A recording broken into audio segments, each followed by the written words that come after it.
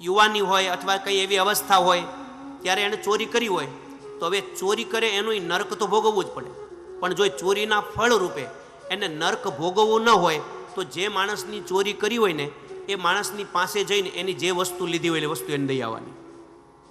એને 2 હાથ જોડીને પ્રાર્થના કરવાની, વર્ષ 2 વર્ષ 5 વર્ષ અથવા તો નાનપણમાં મેં તમારે ત્યાંથી આ એક વસ્તુ ચોરી લીધેલી, એ વસ્તુ હું અત્યારે તમને પાછી દેવા આવ્યો છું, એના માટે તમારે મને જે સજા કરવી હોય તે કરો. એ વ્યક્તિ માફ કરે તોય ભલે, અથવા એ વ્યક્તિ તમને સજા કરે તો એનો સ્વીકાર કરવાનો હસતા મોટે. અને પછી તમે જે વસ્તુની ચોરી કરી હોય, દરિદ્ર નારાયણ દુઃખી હોય, ભૂખ્યા હોય, એના પસ્તાવા રૂપે તમારે દરિદ્ર નારાયણને એ વસ્તુ અર્પણ કરવાની. એનાથી તમારી ભૂલનો પસ્તાવો થાય.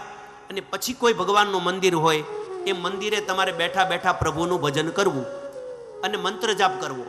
3 દિવસનો ઉપવાસ કરવો. ધ્યાન આપજો, હવે આ થોડું અઘરું થશે. 3 દિવસનો ઉપવાસ કરવો અને 3 દિવસના ઉપવાસ દરમિયાન તમારે તમારી ભૂલને યાદ કર્યા કરવાની. મેં આ વ્યક્તિની ચોરી કરી, મેં આ વ્યક્તિની ચોરી કરી, એની સ્મૃતિ કર્યા જ કરો. એનાથી તમે આ નરકોની વિભિન્ન યાતનાઓથી ભૂલ કર્યા પછી પણ બચી શકો.